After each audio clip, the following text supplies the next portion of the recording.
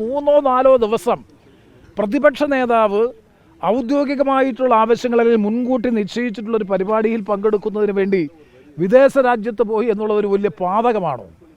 ഇതിനു മുമ്പൊന്നും ഉണ്ടാകാത്ത കാര്യമാണോ?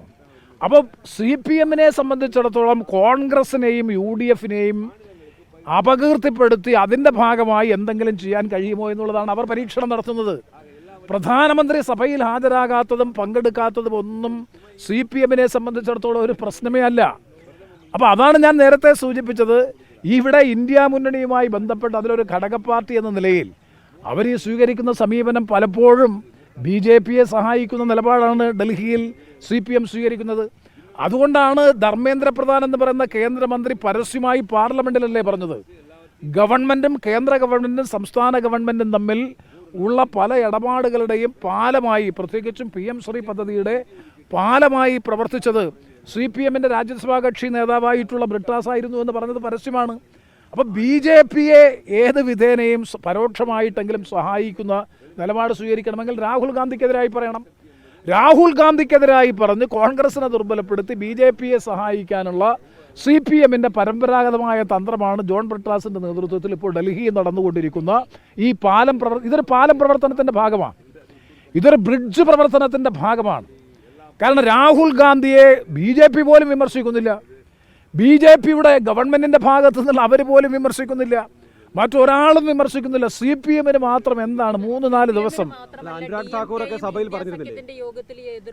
ഒന്നും പറഞ്ഞില്ല, ഒരക്ഷരം പോലും പറഞ്ഞില്ല. ഞാനുണ്ടായിരുന്നു, ഇല്ല. കല്ലുവച്ച പച്ചക്കള്ളം. അദ്ദേഹം ചോദിച്ചത് രാഹുൽ ഗാന്ധി ഉണ്ടാകുമോ എന്ന് ചോദിച്ചു, ഇത്രയേ ഉള്ളൂ. അത് രാഹുൽ ഗാന്ധി പ്രതിപക്ഷ നേതാവ് വന്നില്ലല്ലോ എന്ന് ചോദിക്കുമ്പോൾ അതിൽ പ്രതിഷേധം പറയുകയാണോ? കല്ലുവച്ച പച്ചക്കള്ളം പ്രചരിപ്പിക്കുക. പ്രതിപക്ഷത്തിന് ലോക്സഭാ കക്ഷി നേതാവില്ല എന്നുണ്ടെങ്കിൽ പ്രതിഷേധം നടക്കില്ലേ? അതിശക്തമായ പ്രതിഷേധമല്ലേ ഇന്നലെ നടന്നത്? ഇന്നലെ ലോക്സഭയിൽ നടന്ന പ്രതിഷേധം, ലോക്സഭയിൽ പ്രതിപക്ഷ നേതാവ് ഇല്ലാത്തതിൻ്റെ പേരിൽ ഏതെങ്കിലും തരത്തിൽ പ്രതിഷേധത്തിന് ദോഷം സംഭവിച്ചോ? കേരളത്തിൽ നിന്നുള്ള പാർലമെൻറ്റ് അംഗങ്ങളല്ലേ മേശപ്പുറത്ത് കയറി എന്ന് പ്രതിഷേധിച്ചില്ലേ? ബില്ല് വലിച്ചു കയറി സ്പീക്കറുടെ മുഖത്തേക്ക് എറിഞ്ഞില്ലേ? ഗവൺമെൻറ് ഇനി കായികമായി കൈകാര്യം ചെയ്യുക മാത്രമേ ഉള്ളൂ. ഇന്നലെ സഭയിൽ നടന്ന പ്രക്ഷുബ്ധാന്തരീക്ഷങ്ങൾ സത്യത്തിൽ പാർലമെൻറ്റിൽ നടന്ന പ്രക്ഷുബ്ധമായിട്ടുള്ള അന്തരീക്ഷം എന്ന് പറയുന്നത് അതിശക്തമായിട്ടുള്ള അന്തരീക്ഷമായിരുന്നില്ലേ നടന്നത്? ഇതിൽ കൂടുതൽ എങ്ങനെയാണ് പ്രതിഷേധിക്കേണ്ടത്? രാഹുൽ ഗാന്ധി സഭയിലില്ല എന്നതിൻ്റെ പേരിൽ പ്രതിഷേധത്തിനോ പ്രസംഗത്തിനോ മൂർച്ച അല്പമെങ്കിലും കുറഞ്ഞോ? വളരെ ബാലിശമായിട്ടുള്ള ആക്ഷേപം. CPM-നെ പോലെ ഒരു പാർട്ടി, അതും CPM-ന്റെ കേന്ദ്ര കമ്മിറ്റിയിലെ സ്ഥിരം ക്ഷണിതാവായിട്ടുള്ള ഒരു അംഗം പറയേണ്ടതാണോ ഇത്? രാഹുൽ ഗാന്ധിയുടെ അസാന്നിധ്യമാണ് ലോക്സഭാ നടപടികളിൽ ഗൗരവതരമായി കാണേണ്ടത് എന്ന് പറയുന്നത് എന്തൊരു ബാലിശമായിട്ടുള്ള ആക്ഷേപമാണ് ഉന്നയിക്കുന്നത്. ഈ തൊഴിലുറപ്പ് പദ്ധതിയുമായി തുടർ സമരത്തിന് ഇന്ത്യ സഖ്യം യോഗം വിളിക്കുക, ആ തരത്തിലുള്ളൊരു കൂട്ടായ്മ ഉണ്ടാകുമോ ഈ വിഷയം കേന്ദ്രീകരിച്ച്? എനിക്ക് തോന്നുന്നില്ല അങ്ങനൊരു കൂട്ടായ്മയുണ്ട്. ഇതല്ലേ നിലപാടുകൾ ഇപ്പോൾ സ്വീകരിക്കുന്നതല്ലേ? രാഹുൽ ഗാന്ധി പാർലമെൻറ്റിൽ 3 ദിവസം വരാത്തതൊരു ദേശീയ പ്രശ്നമായി ഉയർത്തിക്കൊണ്ടുവരാൻ ശ്രമിക്കുന്നവരാണ് ഇപ്പോൾ ഈ കാര്യത്തിലൊക്കെ നിലപാട്. മാത്രമല്ല സംസ്ഥാന ഗവൺമെൻറ് ഏതാണ്ട് അംഗീകരിച്ച മട്ടാണല്ലോ. സംസ്ഥാന ഗവൺമെൻറ് ഞാൻ മനസ്സിലാക്കുന്നത് തൊഴിലുറപ്പ് പദ്ധതിയുമായി ബന്ധപ്പെട്ട് ഈ കാര്യങ്ങളൊക്കെ അതുകൊണ്ട് അംഗീകരിച്ച മട്ടാണ്, പണം കണ്ടെത്താൻ ശ്രമിക്കുമെന്നൊക്കെയാണ് ഇപ്പോൾ കേന്ദ്ര ഗവൺമെൻറ് ഫൈറ്റ് ചെയ്യാനില്ല. UDF അതിശക്തമായിട്ടുള്ള ബഹുജന ക്യാമ്പയിൻ 22-ാം തീയതി UDF എറണാകുളത്ത് വിളിച്ചിട്ടുണ്ട്. അതിശക്തമായിട്ടുള്ള ബഹുജന ക്യാമ്പയിൻ ഞങ്ങൾ ഉയർത്തിക്കൊണ്ടുവരും. കേന്ദ്ര ഗവൺമെൻറ്റിനെതിരായി ദേശീയ ഗ്രാമീണ തൊഴിലുറപ്പ് നിയമം, അത് പേരിൻ്റെ കാര്യത്തിൽ മാത്രമല്ല പ്രശ്നം.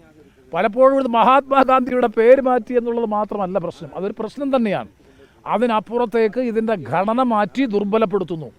ഞാൻ നേരത്തെ പല പ്രാവശ്യവും സംസാരിച്ചപ്പോൾ സൂചിപ്പിച്ചതുപോലെ ഒരു ഡിമാൻഡ് ഡ്രിവൺ പ്രോജക്റ്റിനെ ഒരു സെൻട്രലി സ്പോൺസേഡ് സ്കീമാക്കി ഇതിനെ ചുരുക്കുന്നു. അതിനും അപ്പുറത്തേക്ക് 60:40 എന്ന ക്രമത്തിൽ സംസ്ഥാന ഗവൺമെൻറ്റുകളുടെ മേൽ അധിക സാമ്പത്തിക ഭാരം അടിച്ചേൽപ്പിക്കുന്നു. സംസ്ഥാന ഗവൺമെൻറ്റുകൾക്ക് ആ ധനസമാഹരണം കണ്ടെത്താൻ കഴിയുന്നില്ല എന്നുണ്ടെങ്കിൽ ഈ പദ്ധതി അവതാളത്തിലാകും.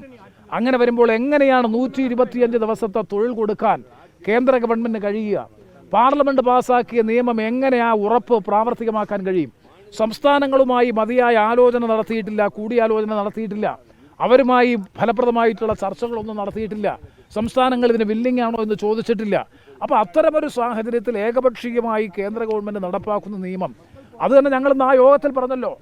പ്രധാനമന്ത്രി കൂടി പങ്കെടുത്ത യോഗത്തിൽ ഞാൻ തന്നെയാണെന്ന് സൂചിപ്പിച്ചത്. അർദ്ധരാത്രി 1 മണിക്കാണ് ബില്ല് പാസ്സാക്കുന്നത്. ശരിയല്ല. കൂടുതൽ സമയം പാർലമെൻറ്റിൽ ചർച്ച ചെയ്യാൻ കൂടുതൽ സമയം വേണം. അംഗങ്ങൾക്ക് സംസാരിക്കാൻ, എല്ലാവർക്കും സംസാരിക്കാൻ അവസരം കിട്ടിയല്ലോ. അപ്പോൾ ഞങ്ങൾ പറഞ്ഞു സംസാരിക്കാൻ അവസരം കിട്ടിയത് കൊണ്ട് മാത്രമായില്ല, ഇത് ബില്ല് പാസ്സാക്കുന്നതിനൊരു സമയക്രമമുണ്ട്, പാർലമെൻ്ററി സമിതികൾക്ക് അയക്കണം. ഈ കാര്യങ്ങളൊക്കെയാണ് ഞങ്ങളിന്ന് പ്രധാനമന്ത്രിയുമായി നടന്ന കൂടിക്കാഴ്ചയിൽ ചർച്ച ചെയ്തത്. ലോകത്തെവിടെയായാലും ഏത് സമയത്തും 24 വാർത്തകളും ഓഗ്മെന്റഡ് റിയാലിറ്റി പാക്കേജുകളും എക്സ്പ്ലെയിനറുകളും വിശദമായി കാണാൻ ഞങ്ങളുടെ യൂട്യൂബ് ചാനൽ നിങ്ങൾക്ക് സബ്സ്ക്രൈബ് ചെയ്യാം.